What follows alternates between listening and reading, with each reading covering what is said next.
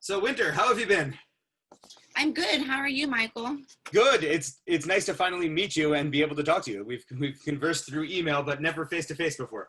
No, I don't think that we've met face to face, but I'm very thankful for the opportunity to have a voice in this book, and for Michael Pena for reaching out and making that connection for that story to be shared.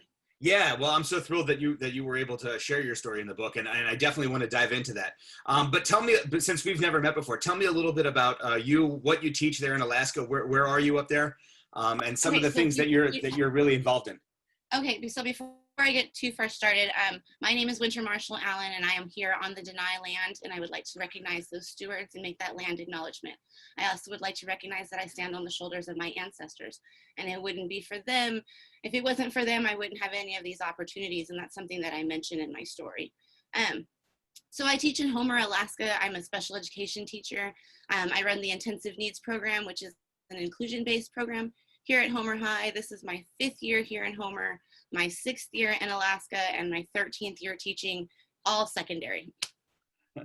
Wow. So where did you move from before you were in Alaska? And my family and I moved from, well, in Alaska, we moved from the Arctic Circle. When I first came to Alaska, I taught in the Arctic Circle. And when they had their budget crunch in the 2015-2016 school year, there wasn't for sure education funding, so a bunch of teachers were cut, and that's how I wound up on the road system here in Homer.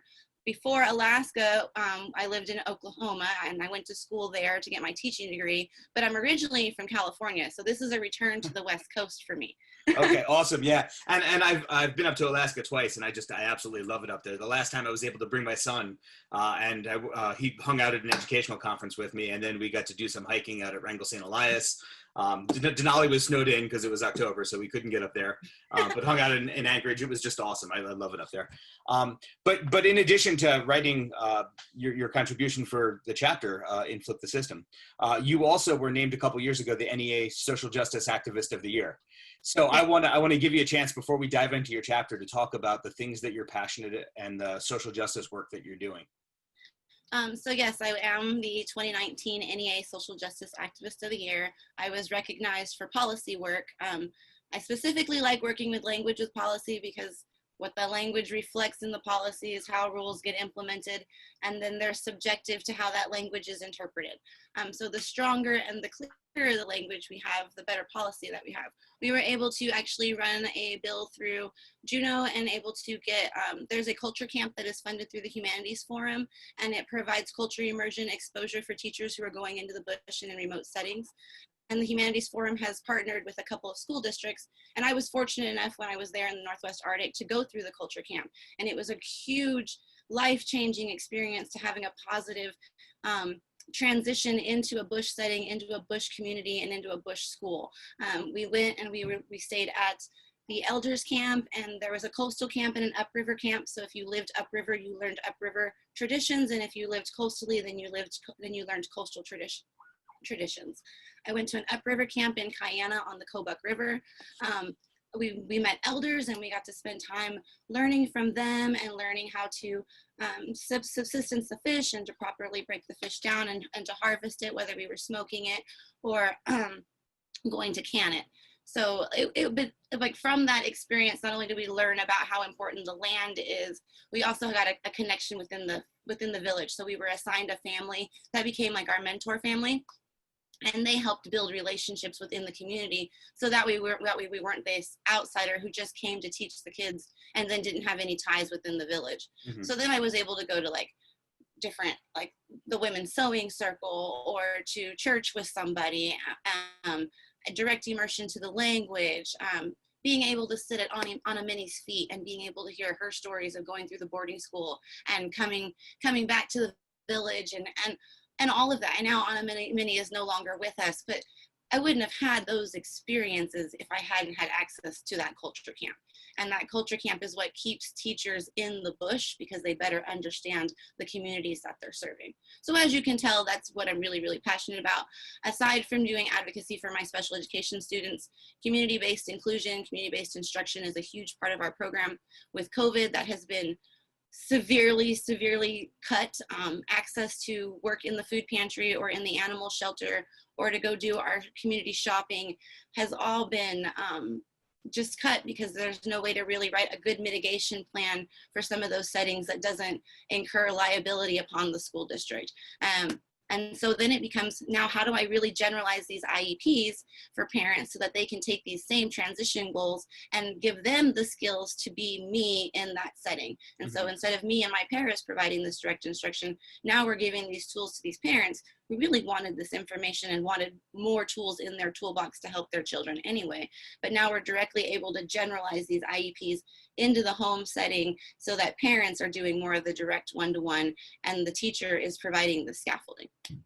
That's I love the work that you're doing, and it brings me back to the previous book that I had co-authored was Teaching in the Fourth Industrial Revolution, and one of my chapters was on the impact of technology on how we try and close equity gaps within education and through education.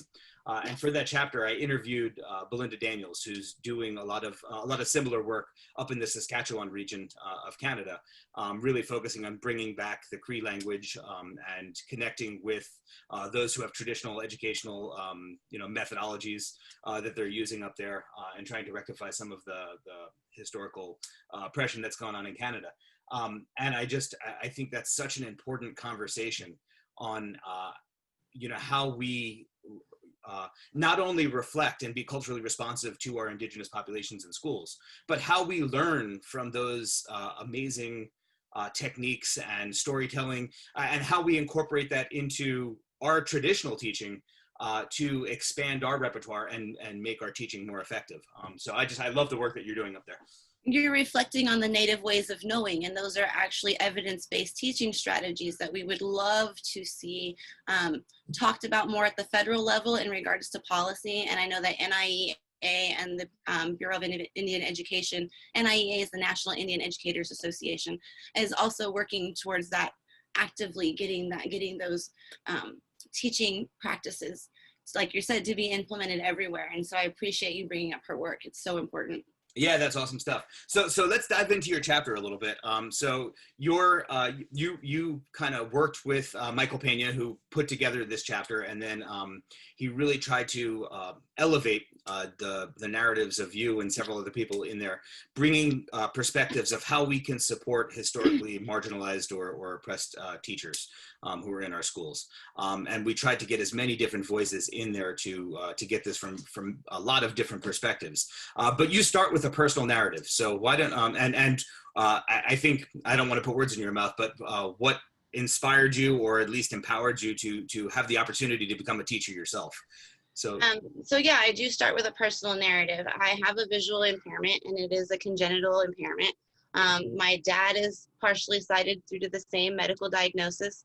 My mom is totally blind due to an unrelated issue, but it also brings up the fact that because my mom is she's a first generation here in the States born Mexican-American woman, and her mother didn't speak English, and it goes to show that her medical care was lacking, and that is the result of my mom's blindness. And so in my personal story and my narrative, if it wasn't for their experience in state schools trying to address their visual impairment, they wouldn't have had the ability to advocate for me in my community school, in my local LEA, to be able to have access to the same programs that were available in these state schools. And then IDEA being authorized in, what was that, 90, whatever the heck, really helped to push that along, because then there was a new influx of funding, and then there was the opportunity for these specialized teachers, visually impaired teachers who teach mobility and instruction, to access their LEA, because students weren't being bused into these state schools. I did start out at Francis Glenn Elementary School in Los Angeles, and I did have a personal VI teacher who came into the home and generalized these goals and generalized across settings, which is the same thing I'm trying to perpetuate in my program now.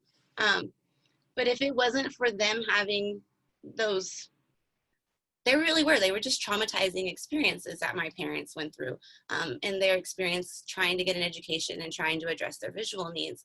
And if it wasn't for my mom's mom recognizing the abuse and then saying, no, my daughter's going to come home, and then finding ways to advocate for her in the local setting, and then having her siblings to support her, I don't know that my mom would be as successful as she is now. And I don't know that I would be as successful as I am now, because it was because of their experiences that they had the lens to be able to advocate for. They knew that you can provide these modifications for her in this setting. She doesn't need to go somewhere else. She doesn't need to be removed from her home family in order to access education. And education isn't only provided within this brick and mortar building, as some systems like to perpetuate.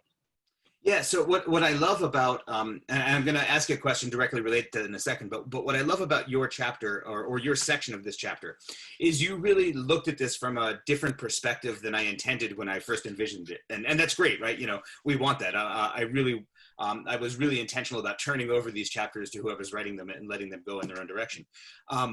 But what I really envisioned was, like, how do we, teachers that are having trouble because of their background, because they're marginalized, stepping into schools and having a difficult time, and how do we keep them in the profession? How do we keep them in schools? And I think that's a certain conversation. But what I love about the direction that you took it is you really focused on, what do teachers need in order to be successful in teaching all students, so that those students can then have the opportunity, like I did, to end up in the teaching profession afterwards. Right. So maybe, do you want to touch on both of those different aspects of how we can support teachers? Yeah, I think like what we need is to be able to have teacher training programs that have a lens of diversity. The general education teacher gets like a 4433 class, which is a basic introduction to special education services. And it's like an overall of all of the 13 disabilities, but they're the same general education teachers who are responsible for delivering the general education curriculum with whatever modifications or adaptations that are needed to reach that student with an IEP or a 504. So if we all had a broader lens to look at that was more inclusive of what student needs are, student learning styles, applied behavioral analysis in regards to setting presentation of material, task demand, presentation, adversive stimulus. If we understood those things and how they interact and how they tie back to cultural norms within different settings, then we would understand why students react the way they do, depending upon how demand is placed on them, how they're talked to. There are lots of latent constructs that we operate under as teachers that students don't necessarily understand. Some of them really do need to be explicitly taught. And I think that we all operate with this like general lens that you see it, you interact with it. I don't see you struggling, so you obviously understand. That's not necessarily the case. And if we provided teachers, and from a training perspective, if we provided them with more tools, then they would see more success in the classroom with these difficult students, or what is perceived to be a difficult student. And then we wouldn't have this continued authority challenge or a gap in curriculum delivery that causes anxiety for the teacher and for the student because they're not able to meet and understand each other. I think that was what I was trying to address in that. And I think by telling my personal story, I was able to kind of paint the picture of my own struggles with having teachers who didn't understand my needs within the setting, or trying to meet those needs, but then not being sensitive to the presentation of the material. Like, yeah, you enlarged the book for me, but you enlarged on 11 by 17 paper. And that just made it really obvious to everybody else that I have a visual disability and that you had to do something extra for me. So who did that help, really? You didn't encourage me to engage with the material. All you did was make it unaversive. You made it something negative to interactive, but now I have to interact with it if I'm going to be successful in your setting. Yeah. So yeah, and I think that's a really important point, right? Who are we really helping, right? Right. When we're trying to put things in place to that we think are assisting students, are we really seeing it from our perspective or from their perspective? Are we really Who are we making it easier for? Right, and are we having the empathy that we need to be able to understand from their point of view? So I'm going to step away from your chapter for a second and ask a follow-up question related to that. If we provided that kind of training for teachers, if we were better equipping them to be able to have that kind of empathy, to be able to see different perspectives, do you think that our faculty rooms and our interactions with our colleagues would be more inclusive by nature? if we were training our teachers to be able to handle students, or not, handle's the wrong word, to be able to be more inclusive with their student population, do you think that it would carry over to our teachers? Yeah, I do. I believe that the interaction, because you're taught in that collegiate setting, that the diversity and inclusion matters instead of the homogeneous popularity aspect. I think that there would be a more inclusive setting. I think that as the only certified minority on my campus, that I wouldn't feel as intimidated to interact with some of my other peers. And not that any of my peers are like intentionally mean to me or anything like that, but we don't relate the same way because there isn't anything really besides work or a common caseload of a student to really interact or share about with. And I think that when you look at teaching instruction from a holistic perspective, and you're really teaching the mind and the spirit, and you're addressing the emotions, that you create this community and this climate of community where the academic is important, but it's not the forefront. It's, are you okay here so that I can feed you here? Mm. Yeah, you mentioned the word intentionality in there. I think that our interactions need to be more intentional among staff. Like, I go and intentionally go and interact with a teacher when I need to advocate for a student for their IEP, but I don't necessarily seek out my coworkers intentionally to say, like, hey, how are you and how are things going, and are you doing okay? You know what I mean? Yeah. Like that, there's that compassionate piece that I think gets removed because we push so much academics that we don't address. We talk about all this social emotional learning now, and we talk about the importance of social emotional awareness of our students. But what about the secondary trauma and the social emotional awareness of the staff who is facilitating the social emotional education of the student?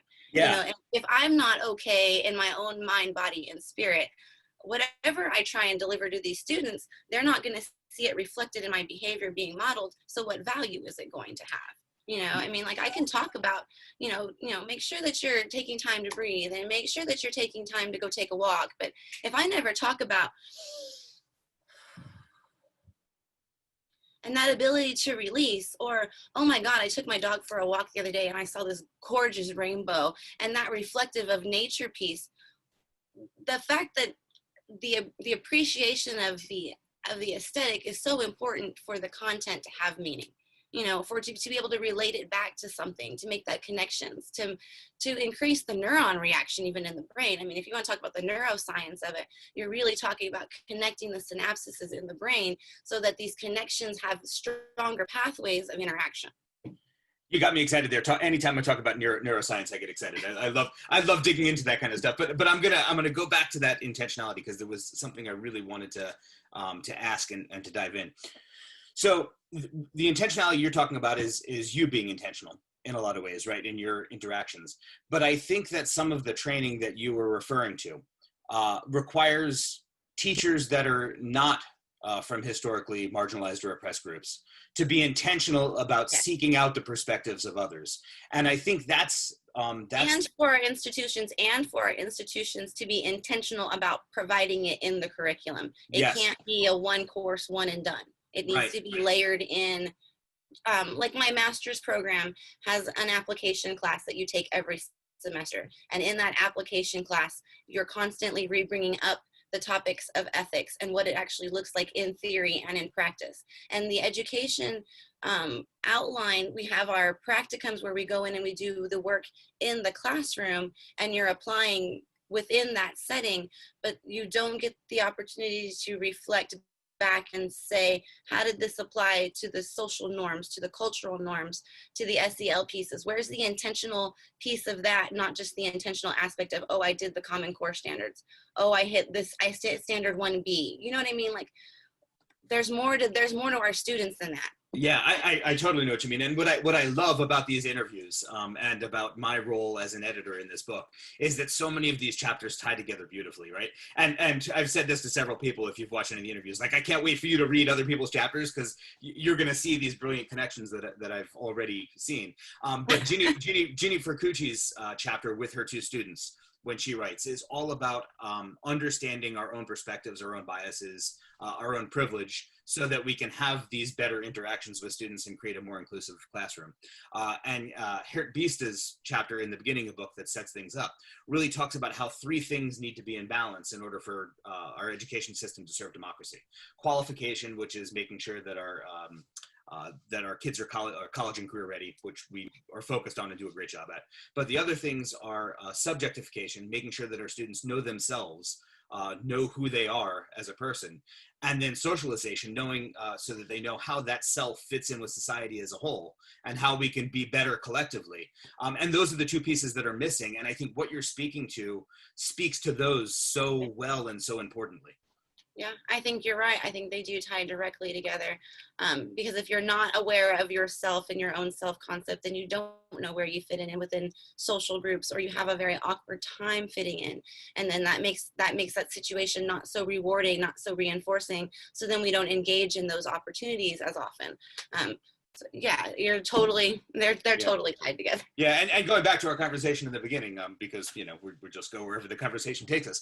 But going back to like what Indigenous education does so well, right, is those other two pieces, right? The making sure you know yourself, and I reflect. It has nothing to do with this book, but a good friend of mine, Alex Harper, who we've had many conversations. She teaches pre-K in Australia.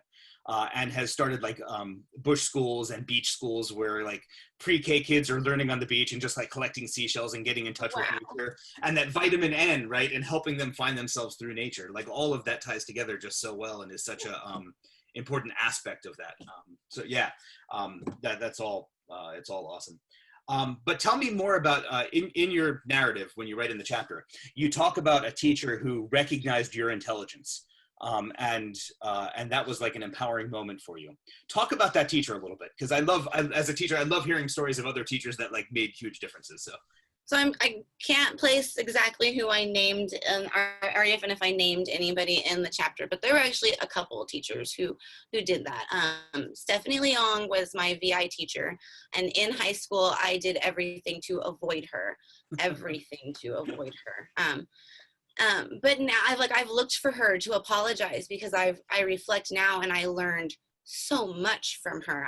My ability to advocate for myself and speak to what I want specifically, and know how to ask for it appropriately in different ways when people don't understand what it is I'm asking for, is because of her. Mr. McLaughlin was another teacher that I had for shop. And he didn't let my visual limitation in that setting with all of these blades and tools be a hindrance, or he didn't limit me in regards to access.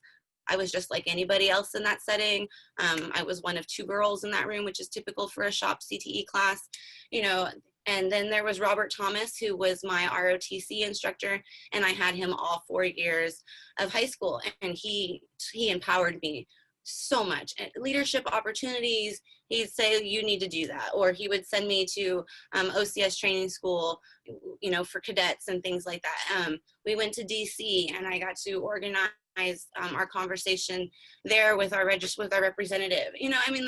When we were going to lose our ROTC program and access, that was my first opportunity to like really get involved in the democratic system and activate our school board. And we got signatures and petitions, and we lobbied our school board, and I got my dad and other parents involved to come down and come speak. And it was empowering to see what somebody saying, you can do this and you have a right to this, can provide a pathway for somebody to like access it. And we were able to get it, and we kept our transportation to go to the other high school across town.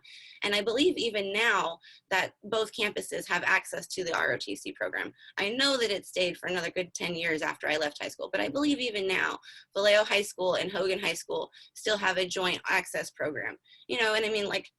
How has that helped other kids who were in these lower socioeconomic situations, because Vallejo High is on the other side of the tracks in comparison to Hogan High in that period of time? How many other people have had success stories from having access to that ROTC program? How many other students have been financially liberated, or just had other opportunities of success because they experienced success within that program? Those are such powerful narratives. And I'm going to give you a quote from your chapter in a second. But I think what you just described is the inverse. What you just described is the success story, right? So when school gets it right, the community is empowered and is better. The line you use in the chapter is showing the flip side of that. And what you write is that when schools hurt, the community hurts. And what I'd like you to do, since we're almost out of time, this is probably our last question because we're just up against it. But I want you to take that line, when schools hurt, the community hurts. And I want you to put it in context of what happens if we don't get what we're talking about in this chapter right. What happens if we don't make sure that our schools are inclusive for teachers and kids, and our schools are hurting? What is the impact on the community, and what are some things we can do? And I know you've explained a bunch of them already, but like, what is some advice that you have for us to get it right so that this doesn't happen? When schools hurt, our community hurts. And I can speak to that directly for my specific student population. When they don't have inclusive opportunities, they are left to a life of isolation. They are left to a life of only interacting with providers who are paid to interact with them. Oh, this is gonna make me upset. When communities hurt and schools hurt together, you have a very unhealthy environment, and it's really hard to grow and to bloom and to blossom when you don't have purpose and you don't have belonging. If we are not more inclusive in our practices, excuse me. No, you're fine. If we are not more inclusive in our practices, my students wind up in institutions. My students wind up isolated. And it's not just my students who are in transition, who go through homelessness in secondary, in the post-secondary setting, or in the high school setting, have this negative stigma, and they were put through a situation that they had no control over. And if we don't have a better lens for inclusion, we're not helping our society get better. We're not helping our communities heal. We really, really need that inclusion. We need that intentional lens that addresses the social emotional needs of not just ourselves, so that we understand ourselves, but so we can better understand each other, so that we can interact in a more positive way, so that we don't have so much division. I could keep going. I really could. No, I think, and thank you for being vulnerable enough to share that pain with us, because I think the reason for this book, the reason that for all 22 chapters, are to show that if we don't get this right, if we don't have a more inclusive school system that is more democratic, that is making sure that everybody is educated in a way that makes them not only prepared for college and career, but makes them healthy and well themselves, we can't have the kind of democracy that we aspire for. So thank you for being vulnerable enough to be able to share those stories and share that emotion, because I know that it reflects what so many teachers feel. Thank you. Thank you for the opportunity to share. I appreciate it. Yeah. So it was great getting to know you. I'm sorry that I made you cry. If I had a nickel for every time I did that to a woman, it would be, no, I won't go there. But thank you so much for not only your contribution to the book, but for taking some time today. I know it's been a crazy school year for all of us that are in the classroom. So I appreciate the half hour. And I can't wait for you to see everyone else's contributions and for them to see yours, because it's just so powerful, as everyone that just watched this could. I'm so excited. I'm so excited. I want to see and be able to learn more from everybody else, and just getting to see the interviews and getting like this little snippet of stuff. And for that matter, it just provides like that much more. Like there's all these other people who are doing these amazing things. So whatever's happening in my small little bubble isn't just a small little bubble. The ripple's getting bigger, and there's ripples that are coming together, and then those ripples are going to become waves, and this change is going to happen. Yeah, well, like I write in the end of the introduction, it's a quote from Helen Keller: "Alone we can do so little; together we can do so much." And so, thanks for being part of that together. Thank you. All right, we'll talk soon. Bye bye.